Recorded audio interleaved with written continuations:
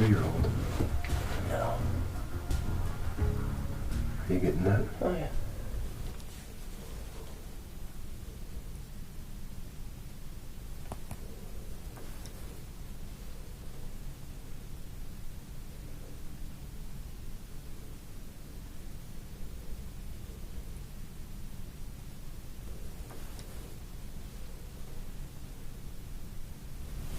I should see how far it is. I'd say he's probably about 52, 53, 56. See? Yeah. What is the deal with that back leg? Has he been doing that the whole time? I don't know. That here, do you see that one coming out? Yeah, I see it. What is he? I don't know. That's Slappy. Yep. There's some slapping. Yep. Now we're talking. Be careful of them. Be careful of all the splits. Now we're talking. Now all of a sudden my heart rate is starting to go up. Slappy gets you excited. Yeah. I mean, I like splits, but he's just too young. Slappy. He's not too young. He was limping during the summer too. He's been limping his whole life. Yeah. Ever since Chad first looked at him. Gave him the eagle glare. There's an eagle flying too. Yeah. This is quite good.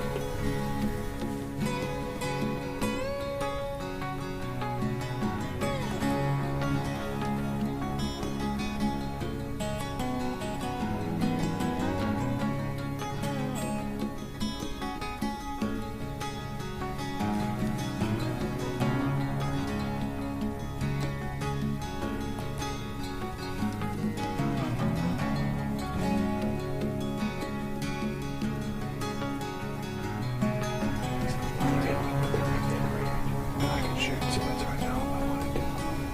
It's right at 40.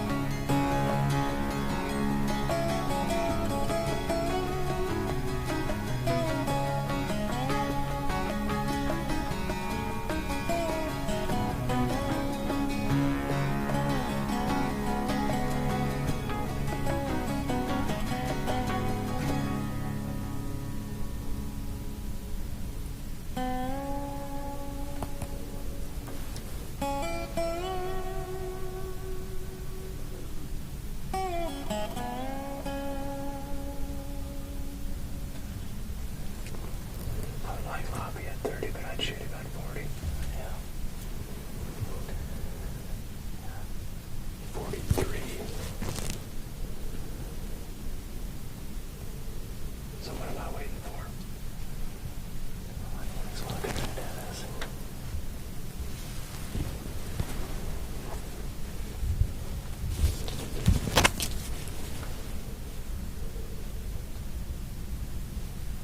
I want a good, nice, clean broadside.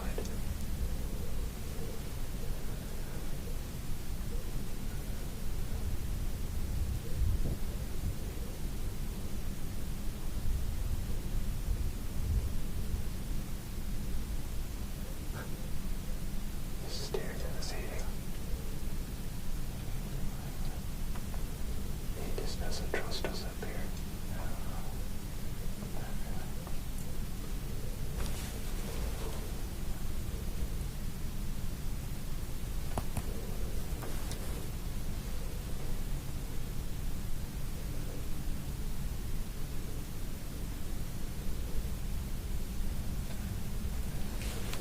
Oops, there it is.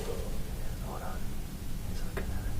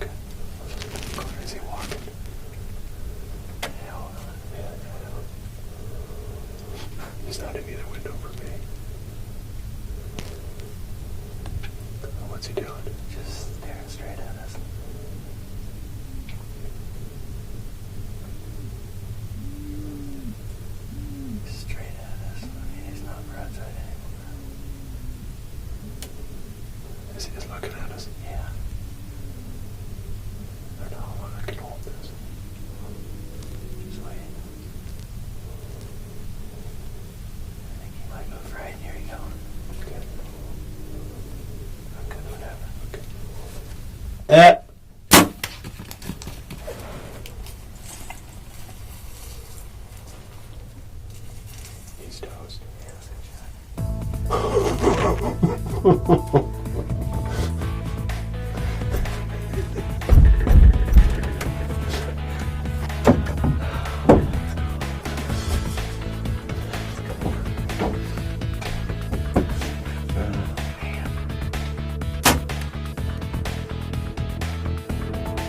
was an exciting night.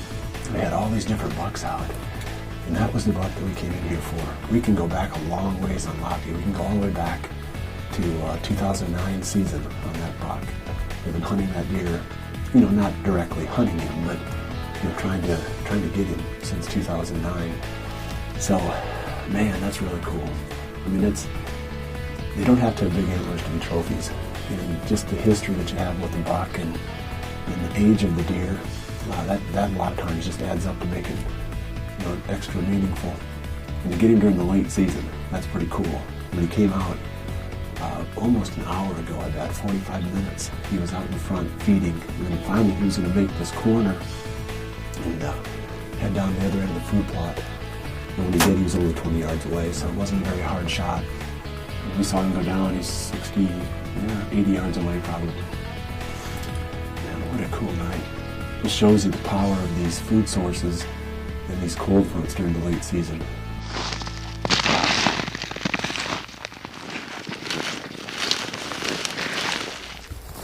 There he is right there. Man, he is a brute. Look at the size of this body. Oh, man. Well, here's Loppy. I mean, look at the size of his head. And everything about him is big. He's an old deer. I mean, best we can figure, we've been hunting him since 2009, and he would have been a 4-year-old then.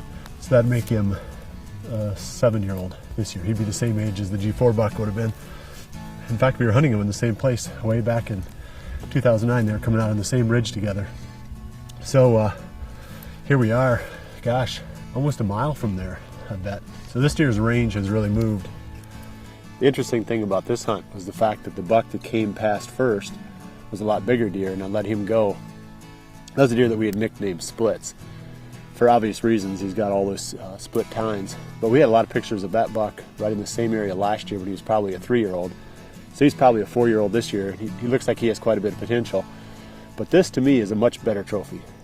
It's just, you know, the trophy's in the eye of the beholder. And this evening, shooting Loppy, I can't imagine being more proud of any deer that I've killed. Old Loppy finally met his match on a cold front night. It's supposed to be 2 degrees tonight, and old Loppy was out loading up on some Big-N-Beasty. Loppy, some hunts are just more fun than others, and definitely the hunt for Loppy was a lot of fun. And I contrast that, you know, I killed 2 bucks this past season that were, we believe, the same age, 7.5 years old. And you had this double G4 buck we've hunted for all these years, so hard, all this time we put into it, so much pressure on it when the opportunity finally comes. And the hunts are so different.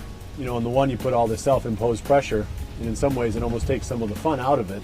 And then with Loppy, it was just more of a, I don't even know why we were so interested in getting this deer. You know, I know back in 2009, Chad Lathrop wanted him really bad. So then all of a sudden, Loppy became one of the big quests. You know, maybe this is the year we'll get Loppy. You know, kind of almost a little running joke. We just had an encounter with this buck that we call Loppy. It's Chad's dream buck. I like the ones that are more or less the same on both sides, but Chad likes this one. He's been thinking about this deer nonstop for about the past week. Well, that deer never showed up at all in 2010 or 11. So really the first time that I even saw this buck from a tree stand from about the middle of the 2009 season until now was the 21st of December. So here's, you know, when you think about it, he should have had more respect in a lot of ways than the double G4 buck, because he was so secretive, so tough to hunt, old buck. You know, he had everything that you'd look for in a challenge, and yet in some ways he gets less respect because of his antlers. He just doesn't have as big of antlers. But in my mind, that hunt was just as much fun, if not more fun, just from a pure standpoint of being enjoyable, as any hunt I've had in a long time. We had so much history in kind of this, in the back of our mind, this running dialogue of trying to get Loppy every year, and to finally have all the pieces come together on one evening made for an awful lot of fun. One of the most interesting things about the hunt for Loppy was the fact that his range moved every year. It moved about a quarter of a mile each year further to the west. And where I ended up killing him was almost a full mile from where we started hunting him back in 2009. You know, sometimes the deer do change their core areas and their ranges. You know, if we'd have been only hunting that spot that we hunted back in 2009, we'd say that Loppy either was killed during the season by some other hunter or died of natural causes or something. And yet here he was alive the whole time. It was just his range was moving little by little in the opposite direction. So sometimes you'll lose a buck because they do move, you know, which is, you know, unfortunate because we like to think that, you know, we're going to hunt them from one year to the next. Sometimes we don't see them from one year to the next because they're just not there anymore. They're still alive, but they've moved on. And that was definitely the case with Loppy. Just lucky for me that I had access to the ground on the other side over there where he was coming out too. So the hunt for Loppy was a lot of fun. Now I've got a week left in my season, and there's another buck on the hit list that I'd sure love to get a crack at. This is one that I've nicknamed Flash. I showed him to you in the video blog, but he's a buck that Greg hunted quite a bit last season in a different part of the farm again. But this year he grew all these sticker points off his G2s. He looks really cool. He wouldn't score much. So anyway, he's old as the hills, like some of these other bucks that we've hunted this past season. And he's definitely the number one buck I'm going after now with this 1 week left of the season. We're going to bring you however that hunt goes, however it unwinds in the hunt for Flash. We'll bring that to you next week. Well, I appreciate you joining me this week. We'll see you right back here again next week for the next episode of Midwest Whitetail. And remember to always dream big.